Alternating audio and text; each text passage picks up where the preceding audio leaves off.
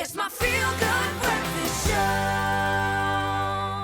Welcome back, everybody. This is your Feel Good Breakfast Show. Happy Wednesday to all of you. We're about to get into a very important conversation right now because today is World Tuberculosis Day, a commemorative day that seeks to raise public awareness about the devastating health, social and economic consequences of TB and to step up efforts to end the global epidemic. That's right. And here to tell us about the latest developments is Dr. Caroline Prule, who is a biomedical scientist at UCT and is passionate about global health, medical research, and ensuring that we have a disease-free nation.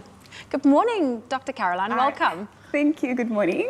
Oh, you know what? This is such an interesting topic. I mean, TB, it is one of those diseases that really, it remains one of the world's deadliest. And I think there are a lot of people that don't really know that it can be cured. Yes. So let's unpack the topic about what makes TB so difficult for a lot of people to really, you know, to eliminate it from our society. Yeah, actually it is quite devastating to know that this disease has been around for a very couple of decades, but still it can't be fully eradicated.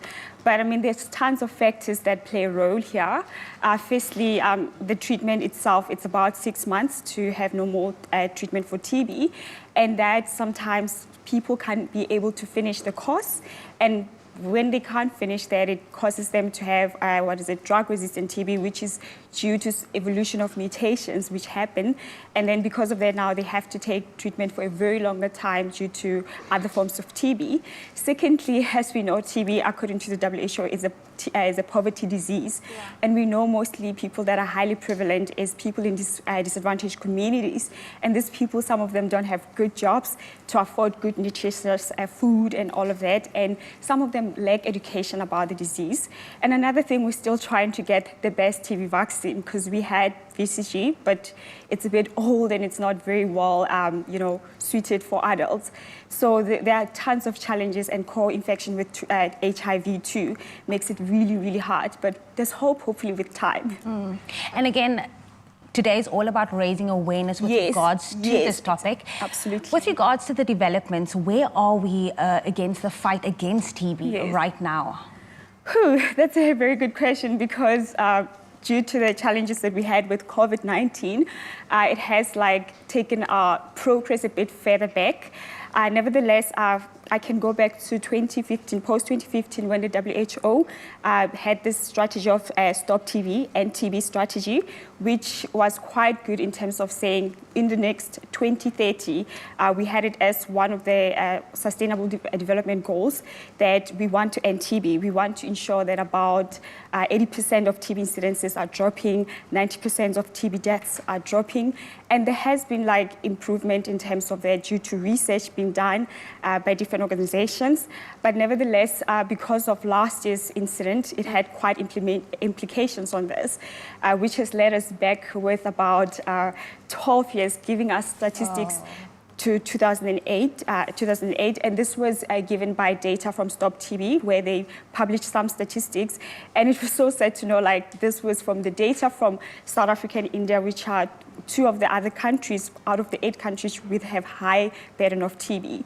But I mean, I believe with time now, if we can navigate between the two, COVID-19 and TB, we can find our way back. That's why this year's theme for the World TB Day is the clock is ticking. We're running out of time. Yeah. Well, it's quite scary that 1 year can set us back 12 years to our goal. True. Yeah, so and true. it's quite scary. I mean, the world was hit with COVID-19 last year, and it's still going on. I know you said it's hit us back 12 years, but what impact has it had in the sense that are people too scared to go out and get their medication because COVID affects the lungs? Yes. So I think that is another complication because these are both respiratory infection diseases. But the challenge was mostly on the health systems because most of that was prioritized to deal with COVID. I mean, we know we're not ready for COVID-19 and some measures had to be taken. And then secondly, also we couldn't be able to trace more people with TB, meaning more people couldn't be diagnosed and more people couldn't be treated.